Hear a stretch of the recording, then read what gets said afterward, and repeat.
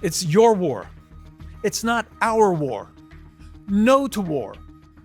3 weeks into the war, and the debate continues. But it's all a matter of sense and sensibility. How? I'll explain this today. Yes, we here in Israel are fighting our war, a war that was imposed upon us, not a war that we wanted. It is also your war, a war imposed upon you, not a war you wanted. For us, it's a war that the enemy meticulously planned for a future date. But it was set out on them prematurely, suddenly, and unexpectedly. While bringing upon us great pain and sorrow, which they rejoiced in, they also opened the gates of the wrath of the Jewish people. They are now witnessing the unimaginable tenacity and abilities of our country. Some people have a huge problem with that, and I'll get to that in a moment. This war also created unique opportunity, bringing together interests, and if you will, a war of revelation. For us, a war on 7 fronts. For you, a war exposing truth, unveiling deception, showing true friends while unmasking hypocrites. For us and for you, this war is a moment of historic transition. The war for civilization, the war for our futures.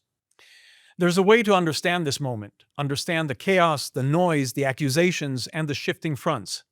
As I said, this war is a battle between sense and sensibility. Sense is the clear-eyed understanding of what we're facing. It's the recognition that Iran didn't just threaten Israel, it threatened the entire world. For years, it built a ring of fire around us in Israel, but it also waged a global campaign. Terror attacks across continents, threats to energy routes, alliances with Russia and China, and a nuclear program designed to shift the balance of world power. This is why the interests of the United States, a global superpower, are aligned with Israel's, because confronting Iran was a matter of global stability. The United States was not dragged into another Middle Eastern conflict. It's America's opportunity to ensure its dominance for the next generation. The interests of the United States and Israel came together at a critical juncture in history. The need for dismantling the Iranian ring of fire against Israel is also a response to the violence it created for years by Iran targeting the West. Yes, for decades, the Iranian regime attacked U.S. assets and personnel with near impunity. But it was not just about the past. This is a proactive American interest. It is about the future. By confronting the Iranian regime now, the United States isn't just settling an old score. It is securing the fuel for the future. And by that I mean the AI revolution and ensuring that China is cut off from the resources it needs to overtake the United States and all of us in the West. Washington now has both the justification and the strategic necessity to remove a regime that serves as a primary destabilizer of the global trade. But there's a deeper layer here. That is the battle for the next century. We are currently in a high-stakes race with China for AI supremacy. To win that race, you need 2 things: advanced chips and massive amounts of energy. Iran sits on some of the world's most significant mineral and energy reserve resources that currently fuels China's rise. The critics calling for de-escalation or withdrawal are frankly being short-sighted. They are looking at the costs of today while ignoring the needs of tomorrow. To oppose this effort is to weaken the United States' ability to lead the world in the age of artificial intelligence. If we don't secure these interests now, we aren't just losing a war in the Middle East. We're surrendering our future to Beijing. Israel and the United States are operating in coordination, degrading Iran's capabilities, weakening its proxies, and dismantling the infrastructure that allowed Tehran to project power across the region. That's sense, strategy, and reality. But then there is sensibility. And that is the emotional, performative response we see in parts of Europe and on the Western left. A response driven not by facts or values, but by feelings and self-righteous slogans. Not through an understanding, but through deceptive narratives crafted by years of anti-Western, anti-Judeo-Christian civilization, propaganda, and disinformation. These are the same voices that claim to defend human rights, yet they excuse regimes that crush dissent, silence women, persecute minorities, and weaponize their own civilians. The same voices that condemn Israel, the one country in the region that invests billions to protect its own people, they're the ones who are defending terror groups that hide behind their civilians and turn every tragedy into a media weapon. This is the contradiction at the heart of Western reaction. The values they claim to uphold are the values Iran destroys. And yet sensibility, emotionalism, ideological fashion, moral confusion leads them to side with the very forces that violate everything that they believe in. Meanwhile, Israel operates in the realm of sense. It protects its civilians. It dismantles threats systematically. It works with global powers whose interests align with its own. It understands that this is not a momentary flare-up, but a long war with multiple fronts. It is the clash between those who see reality as it is and those who prefer the comfort of sensibilities detached from truth. In the end, survival depends on sense. But the world's reaction and the moral confusion surrounding this conflict is driven by sensibility. And that tension is shaping not only the battlefield, but the global conversation around it. Let me be absolutely clear on something. When I say this isn't only Israel's war, I'm not distancing us from it. I'm proud for it to be called Israel's war, because this is a war of good against absolute evil. Call it Israel's war if you want, but if you say it with contempt, the problem isn't in Israel. The problem is with you and whatever rot has taken hold in your moral compass. If you truly cherish the values you claim to defend, human rights, freedom, equality, dignity, then look in the mirror and tell me this isn't your war as well. The only difference between Israel and every other minority persecuted here in the Middle East is that we can defend ourselves. Let's get serious. If you believe that a country the size of New Jersey, with 9 million population and a $530 billion economy somehow controls the United States, a nation of 330 million, with a $31.8 trillion economy, 60 times that of Israel, 60 times, then you're an absolute idiot, not just misinformed. Because you're looking to cause dissent, which will weaken the United States. This war in Iran is an Israeli war, but it's also much more than that. Hamas pulled the trigger early, hoping that the rest of the ring would ignite with it. And Israel responded with strategy, one front at a time, one threat at a time, always balancing military necessity with the international pressure, removing immediate dangers in Gaza and Lebanon, striking when opportunities in Syria when they appeared, weakening each proxy enough to shift focus to the source, Iran. And now, as the truth becomes harder to ignore, something remarkable has happened. The axis Iran built is being dismantled, piece by piece. A different Middle East is emerging, not because Israel sought war, but because Israel refused to surrender. While the world was watching the battles on the ground, the United States began recalculating its entire Middle East strategy, and Israel moved from being on the margins to being in the center. For years, the United States built its regional posture around a network of so-called reliable partners: Turkey, Qatar, Oman, Jordan, Saudi Arabia, Bahrain. Billions were poured into bases, logistic hubs, command centers, and rapid deployment forces. Israel wasn't even a part of that architecture. Israel wasn't even considered.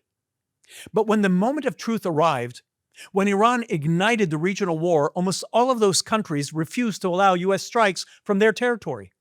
They feared Iranian retaliation. They backed off. They played both sides. So the United States had to improvise a completely new military layout on the fly: carrier groups, aerial refueling chains, and one unexpected forward base, Israel, with its small but strategically perfect airfields. And Israel delivered. While others hesitated, Israel became the only dependable platform for the American power projection in this region. The joint U.S.-Israeli campaign against Iran is advancing further than was planned. And when it ends, Iran will be weakened and bleeding, and the United States will retain control over the region's energy corridors. And the day after the war, Washington will have to reassess everything: its giant CENTCOM base in Qatar, its trust in the Gulf partners, its assumptions about Turkey, its relations with NATO, and with its entire map of alliances. Because the countries the Americans counted on for decades failed in the test. Israel did not. And that changes the future. Israel is now positioned to become the primary forward military partner of the strongest nation on earth. For those asking what they get from this, the answer is a partner in training, development, research, and regional security. And when the United States, which supplies 42% of the world's weapons, deepens that partnership, the implications are enormous. Israel will emerge from this war more secure, more strategically central, and more economically powerful than it was before this war began. The future includes Israel's interests with an Iranian-India connection that coincides with the U.S. interests. We proved to be the only reliable, loyal, and capable ally of the United States. And there are people who have a huge problem with this. And that is one more aspect of the blame game going around that I want to address. Those who are desperate to blame Israel for everything. It's a deep, age-old illness.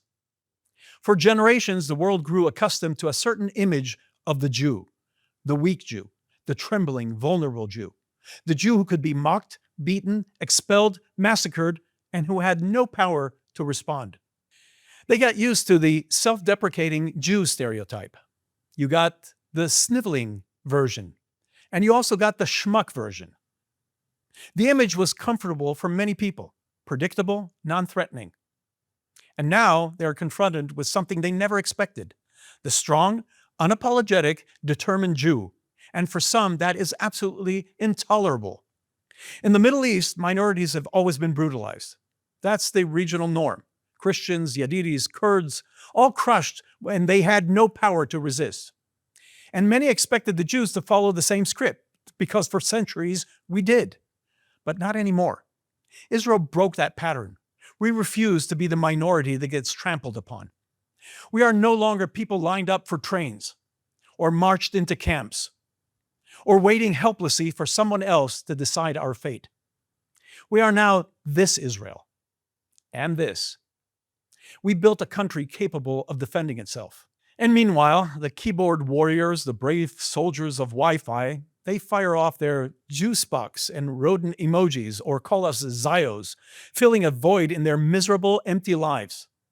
All the while forgetting that while they're focusing on us as if we're controlling America or running the banks, you idiots are typing on devices powered by our technologies that we invented, networks that we built, and systems that we secured. So stop raging at your fantasies and worry about your reality. Our strength, our refusal to return to powerlessness, that unsettles people who were comfortable with the Jews only when we were weak. So when they see Israel fighting back, when they see Jews refusing to be victims, they don't know how to process it. They lash out. They moralize. They invent conspiracies. They project their discomfort onto Israel and they call it criticism. Israel is today defending the values that Western civilization was built upon. Self-determination, freedom, the right of people to live without fear. These are universal values. And if you truly believe in them, then this is your war as well. Before moving on to analyses and commentary, let's take a look at some of the main events of the week. Israel continued to decapitate and remove the top tier of the Iranian regime. Last episode, I told you of the possible tensions between the acting leader of Iran, Ali Larijani, and the declared supreme leader, Mujtaba Khamenei. Well, Israel considerately helped them remove those tensions by eliminating Larijani this week, along with a series of Iranian top personnel. Larijani last week paraded around Tehran saying that he is not threatened by Israel. He also boasted that Israel could not eliminate the Iranian leadership, stating that for every leader and every military position in Iran, there are now 4 people in line. Well, Netanyahu responded by saying, "Challenge accepted. Here, hold my coffee." Meanwhile, Mojtaba Khamenei continues not to be seen in public and is said to be incapacitated physically and apparently incapacitated generally as well. Also eliminated this week was the head of the besieged forces and the head of Iranian intelligence. The commander of the besieged forces was notably remembered for his prophecy that Israel can only fight for 10 days. He was duly eliminated on Tuesday, on day 18 of the war. Israel this week struck the Iranian part of the South Paras gas field, the world's largest natural gas reserve, jointly operated by Iran and Qatar. The media were quick to report that Trump lashed out at Israel on Truth Social and claimed that the US and Qatar were not involved. Lashed out is not something you do on social media.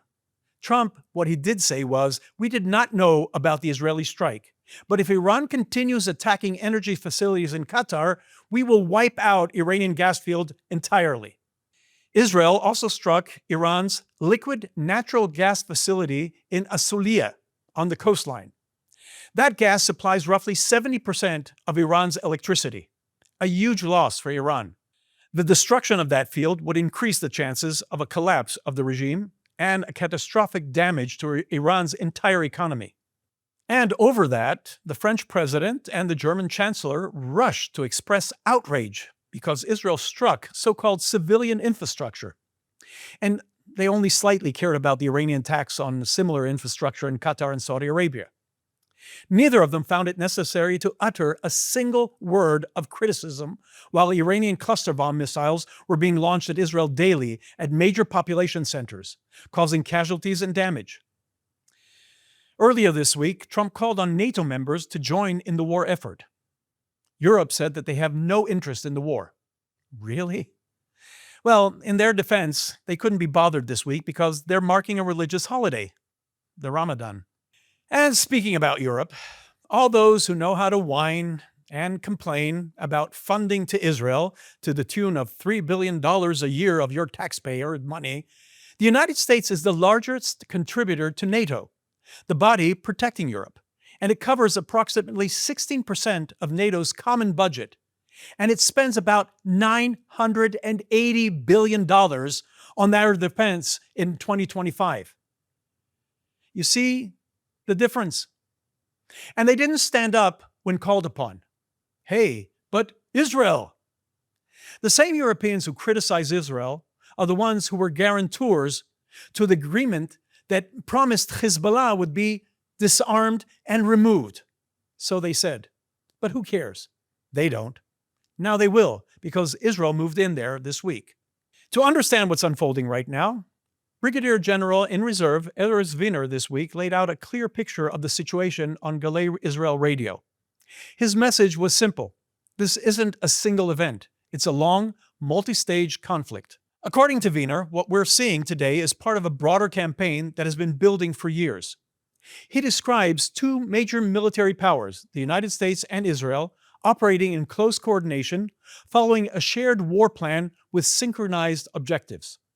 And the results, he says, are already visible. Missile fire on Israel has dropped dramatically. He reminds us that not long ago, Iran launched more than 300 missiles in a single night. Today, after sustained strikes on Iranian infrastructure, the numbers are far lower. That's not luck, he says. That's the cumulative effort of earlier operations that weakened Iran's launch capabilities and ongoing airstrikes that continue to degrade them. But Wiener is clear about something else. Iran's regime isn't showing signs of collapse, at least not yet. And that's not surprising. Authoritarian regimes often look stable right up until the moment they fall. History is full of such examples where no expert could predict the collapse until it happened. Syria being the most recent example. But even before, the fall of the Soviet Union was not seen a day before its collapse. He explains that regime collapse is a layered process. Pressure builds slowly, over time, until one moment, a defection, a fracture, a break in the chain of command triggers a cascade. Israel and the United States, he says, are working to create the conditions for that moment. But they cannot force it. Only the Iranian people can ultimately bring down their own regime. Wiener also stresses that this conflict is one campaign within a much larger war. Gaza, Lebanon, Syria, these aren't isolated fronts. They're interconnected pieces of a long-term struggle against Iranian influence and its network of proxies. One of the central goals, he says, is stopping Iran's support for groups like Hezbollah and Hamas. And even the ceasefire in Gaza, he reminds us, is not peace. It's a tactical pause, a temporary step inside a much broader conflict. Finally, Wiener says Israel is making real progress towards its strategic objective, dismantling the ring of fire Iran built around our country. In his words, Israel is about 75% of the way there. It's a reminder that what we're witnessing is not chaos. It's a long, deliberate campaign unfolding in stages with clear goals and measurable results. And speaking of Gaza, while the world's attention has shifted to Iran, Gaza hasn't changed. Hamas hasn't changed. And if you want a perfect example of the divide between sense and sensibility, just look at what Hamas itself declared this week. Because sense, reality, is right there in Hamas's own words.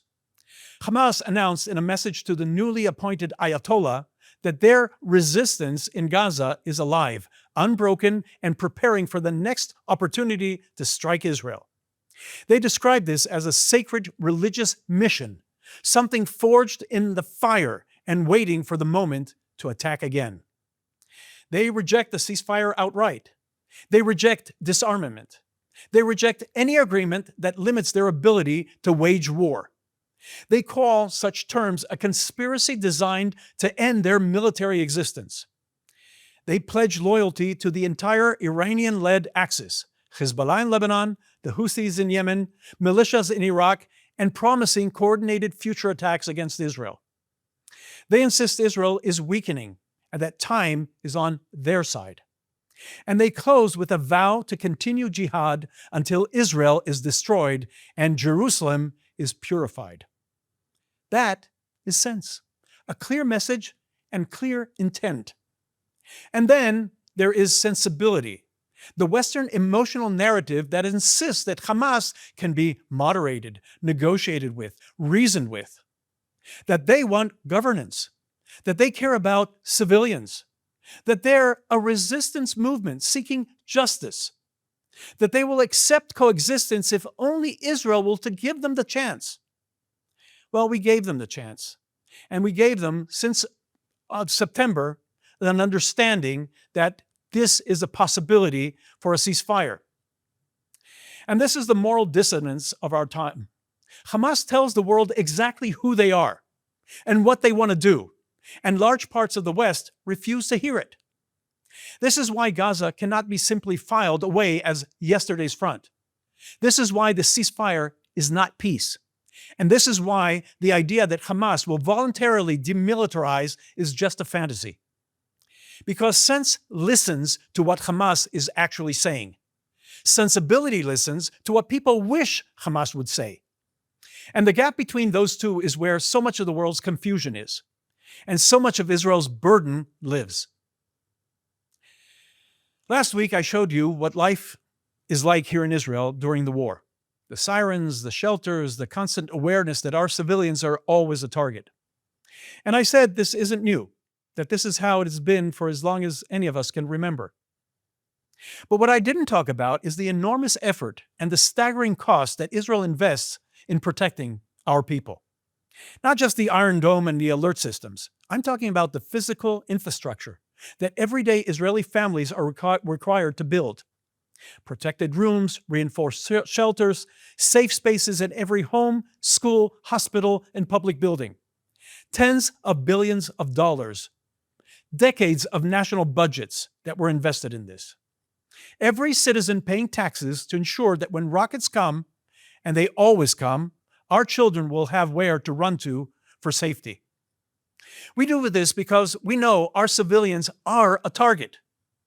And now, let's look at Gaza. Hamas received billions in international aid. Billions. And not a single cent, not one, went to building shelters for their people. Not one protective room. Not one safe zone. Not one system designed to warn civilians or to shield them. And why? Because Hamas knows very well that their civilians are not a target from Israel. Instead, they built something else. Hundreds of miles of tunnels. Not under open fields, but under homes, schools, hospitals, mosques. Almost every single building in Gaza. A vast underground military city designed to protect themselves, not their people. And they built it there for a reason. because they understood the equation perfectly. If they fire from a civilian area at our civilians, they gain twice. They attack us, and they use their own civilians as human shields, knowing that any Israeli response will be turned into a weapon on the information battlefield. They know the international media will show the images. They know the human rights organizations will condemn Israel. They know activists will amplify the narrative. They know pressure will mount on Israel. For Hamas, even the lives of their own children are tools in war. And Hezbollah follows the same playbook in Lebanon. These groups don't build shelters because they don't want their civilians protected. They want them exposed. They want them in the line of fire. They want them to serve as a buffer, as a shield, as a propaganda asset. Israel builds to protect life. They build to exploit life. And that contrast, that moral chasm, is something the world still struggles to grasp. I'll close today's episode with this.